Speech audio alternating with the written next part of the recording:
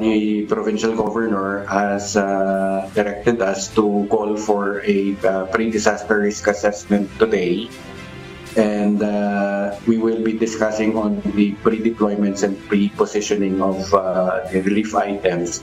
Itinuturing ng Cagayan ang kanilang lalawigan na catch basin ng tubig baha kapag mayroong malakas na bagyo. Kaya naman ngayon pa lang, nagsasagawa na ng pre-disaster risk assessment ang lalawigan. Kaugnay ito ng posibleng epekto ng inaasahang super typhoon na papasok sa bansa na tatawaging Uwan. Batay sa forecast ng Philippine Atmospheric, Geophysical and Astronomical Services Administration o PAGASA, inaasahang daraanan ng bagyo ang Central at Northern Luzon. Ayon sa head ng Cagayan Provincial Disaster Risk Reduction and Management Office o PDRRMO na si Rueli Rapsing, ia-activate nila ang 8 incident management team para magbantay at magulat ng sitwasyon sa mga dadaanan ng bagyo.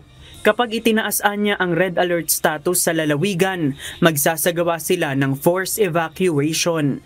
Kabilang sa mahigpit na binabantayan ng Cagayan ang mga bahaing lugar malapit sa Cagayan River.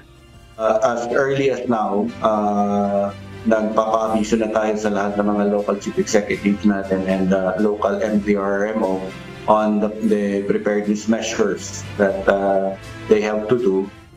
Noong nakaraang Setyembre, dinaanan din ng Super Typhoon Nando ang lalawigan ng Cagayan kung saan nag-iwan din ito ng matinding pinsala. Samantala, ang lalawigan ng Southern Leyte inilagay na sa state of calamity dahil sa naging epekto ng Bagyong Tino. Una itong tinamaan ng Bagyong Tino bago ang lalawigan ng Cebu. Ayon kay Southern Leyte Governor Damian Mercado, nasa halos 30,000 din na mga pamilya ang nagsilikas patungo sa mga evacuation area sa kasagsagan ng malakas na bagyo. Sa ngayon, problema nila ang pagkain. Nakapagbigay naman na ng ayuda ang Department of Social Welfare and Development o DSWD at mayroon na ring binili ang pamahalaang panlalawigan. Actually, yung problema namin, yung talaga, supply ng pagkain.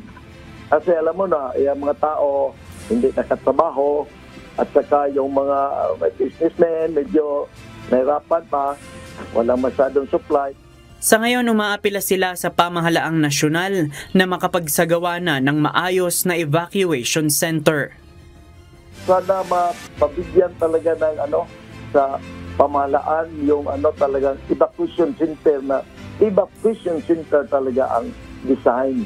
Kasi ang ginawa natin dito, pag mag-evacuate, punta lang tayo sa mga school building. School buildings, hindi man yun talaga design para pag-evacuation center. JP Nunez, UNTV, News and Rescue. Diyos ang aming sandigan, serbisyo publiko ang aming pinahahalagahan.